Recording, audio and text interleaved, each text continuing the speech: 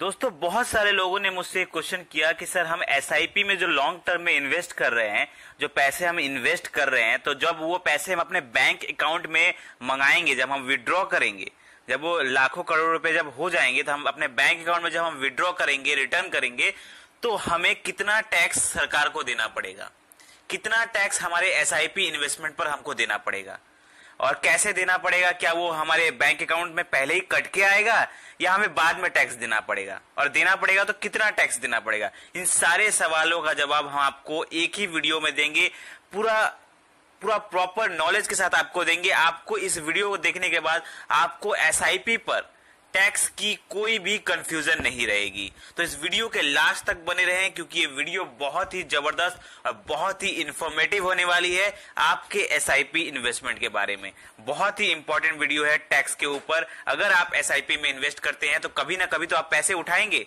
कभी ना कभी तो आप पैसे निकालेंगे ना। तो जब आप पैसे निकालेंगे तो कितना टैक्स लगता है ये जानना आपको बहुत जरूरी है।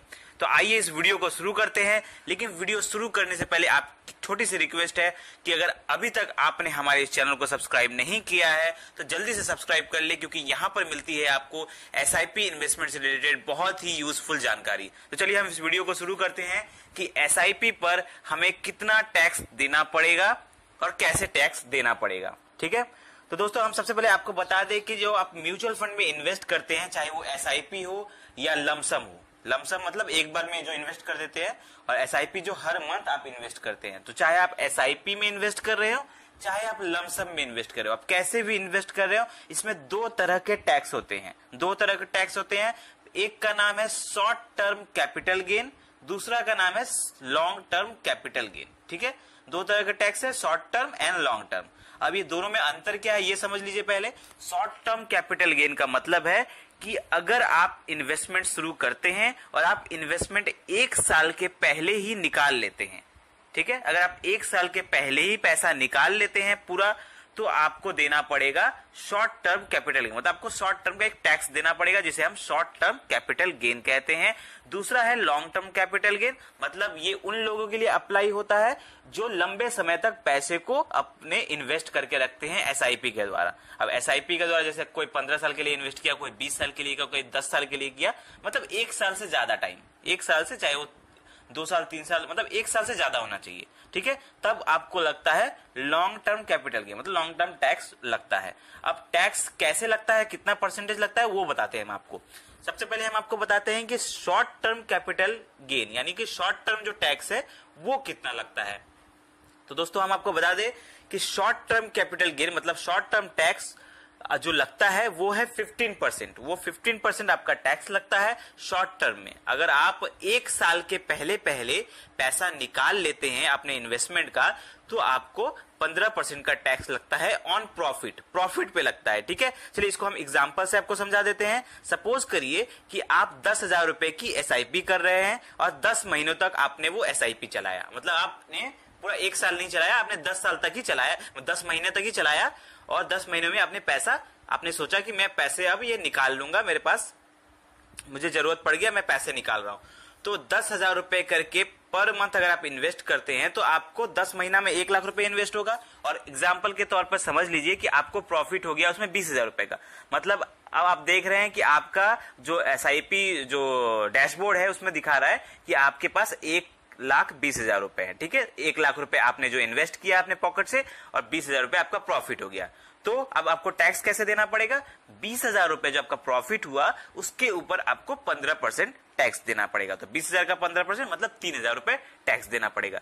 ये एग्जाम्पल के लिए हमने समझाया है। ये अमाउंट ज्यादा भी हो सकता है, कम भी हो सकता है, डिपेंड ऑन आप कितना एसआईपी अमाउंट करते हैं। ठीक है, यही आप लमसम में भी करते हैं तो आपका यही रूल फॉलो होगा कि अगर आप शॉर्ट टर्म में इन्वेस्ट करते हैं और अगर आप एक साल के अंदर पैसा निकालते हैं तो आपको 15% का टैक्स देना पड़ता है। ठीक है, तो अगर आप एक साल के अंदर यानी कि 12 महीने के पहले निकालते हैं तो आपको 15% का टैक्स लग जाएगा। साथ में एग्जिट लोड भी होता है एक, जो अगर आप एक साल के पहले निकालते हैं तो फंड आपसे 1% का एग्जिट लोड चार्ज करती है। कोई फंड 1% का करता है, कोई 0.50% का करता है, ज्यादातर फंड 1% का एग्जिट लोड करते हैं, तो वो आपका 1% का एग्जिट लोड भी हो जाता है। इसलिए सब कोई को कहा जाता है कि आप एक साल के पहले पैसा ना निकाले, 1 साल के बाद निकालेंगे तो आपको ये सब टैक्स नहीं लगता है। ठीक है, चलिए अब हम बात करते हैं शॉर्ट टर्म का, आपको पता चल गया, कंफ्यूजन दूर हो गया। अब हम बताते हैं कि लॉन्ग टर्म में कितना टैक्स लगता है। ठीक है,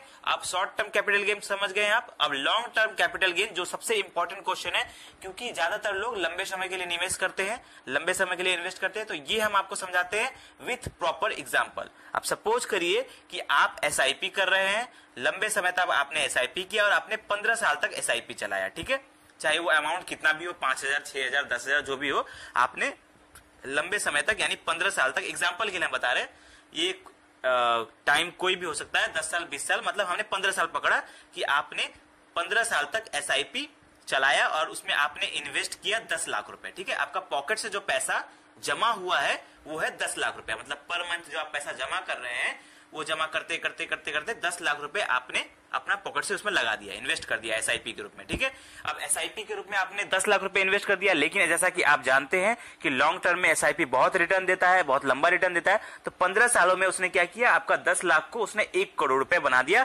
कंपाउंडिंग लेके। ठीक है, कंपाउंडिंग का फायदा लेके जब आपने रिटर्न देखा तो आपने देखा कि आपके जो एसआईपी डैशबोर्ड है उसमें आपने जो 10 लाख रुपए इन्वेस्ट किया था वो बढ़ के हो गया है 1 करोड़। ठीक है, अब इस पे टैक्स कितना लगेगा ये कैलकुलेट करते हैं हम। ठीक है, तो 10 लाख रुपए जब आप टैक्स आपने जमा किया 10 लाख रुपए, ठीक है, अब आपका वो पैसा हो गया 1 करोड़ रुपए, तो आपको टैक्स कैसे लगेगा, आपने जो आपका जो पैसा कंपाउंड होके हो गया है 1 करोड़ रुपए, जो आपका पैसा जमा के साथ रिटर्न के साथ जो आपका इन्वेस्ट किया हुआ दोनों जोड़ के आपका 1 करोड़ रुपए है, तो ये 1 करोड़ में से आपका 10 लाख रुपए माइनस हो जाएगा। 10 लाख रुपए कौन सा है, जो आपने अपने पॉकेट से इन्वेस्ट किया है, मतलब जो भी आपका जो वैल्यू होता है, टोटल वैल्यू, उससे आपका जो इन्वेस्ट अमाउंट होता है, जो आपने अपने पॉकेट से जमा किया है, वो पैसा माइनस हो जाता है। तो आपने जो इन्वेस्ट किया है 10 लाख रुपए, वो उस 1 करोड़ रुपए से माइनस हो जाएगा। अगर आपने 90 लाख रुपए अगर आपका बना हुआ है तो भी आपका 10 लाख रुपए ही माइनस होगा, 80 लाख रुपए बना हुआ है तो भी 10 लाख रुपए ही माइनस होगा, मतलब जितना आपने अपने पॉकेट से उसमें इन्वेस्ट किया है उतना ही माइनस होगा। ठीक है, तो एग्जांपल के तौर पर 1 करोड़ रुपया हुआ था आपका, तो उसमें से 10 लाख रुपए आपके माइनस हो गए, तो आपका अभी कितना बचा, 90 लाख रुपया बचा। ठीक है, अब 90 लाख रुपए में से दोस्तों 1 लाख रुपए सरकार छूट देती है, आपको टैक्स पर 1 लाख रुपए आपको छूट देती है, तो 90 लाख रुपए में से हम 1 लाख रुपए और माइनस कर देंगे, इसे हम एग्जेम्पशन कहते हैं। तो 90 लाख रुपए में से 1 लाख रुपए और माइनस हो गए, तो कितने बच गए, 89 लाख रुपीस, मतलब 89 लाख रुपीस आपके पास है। अब इस 89 लाख रुपीस पर टैक्स लगेगा। ठीक है, अब इस 89 लाख रुपीस पर आपको टैक्स देना पड़ेगा। अब कितना टैक्स देना पड़ेगा ये देख लीजिए, आपको देना पड़ेगा 10% का टैक्स, ज्यादा टैक्स नहीं है, 10% का आपको टैक्स देना पड़ेगा। 89 लाख रुपीस के ऊपर 10% का टैक्स, मतलब 8,90,000 रुपए आपका टैक्स लग जाएगा, और बाकी पैसा आपका होगा, बाकी 8,90,000 मतलब 89 लाख रुपीस में से 8,90,000 रुपए, मतलब 10% आपका टैक्स लग जाएगा। मतलब जितना भी आपका पैसा हुआ रहेगा उसमें से आपका पहले 10 लाख रुपए, मतलब जितना पैसा आप इन्वेस्ट किया वो माइनस हो जाएगा, फिर 1 लाख रुपए छूट माइनस हो जाएगा, और जो बचेगा उसका ऊपर 10% का टैक्स लगेगा। बहुत ही इजी कैलकुलेशन है। अब ये जो टैक्स लगेगा वो आपको देना कैसे है, क्या वो आपका पहले ही पैसा काट लेगा तब आपके अकाउंट में पैसा आएगा जब आप विड्रॉ करेंगे? नहीं, ऐसा नहीं होगा। जब आप विड्रॉ करेंगे, चाहे वो किसी ऐप से हो या आप डायरेक्टली बैंक से कर रहे हैं, जब आप उस पैसे को विड्रॉ करेंगे तो पैसा पूरा का पूरा 1 करोड़ ही आपके बैंक अकाउंट में आएगा। ठीक है, पूरा पैसा आपके बैंक अकाउंट में आएगा। तो टैक्स कब लगेगा? टैक्स आपको तब लगेगा जब आप उस साल का ITR यानी कि इनकम टैक्स फाइल भरेंगे।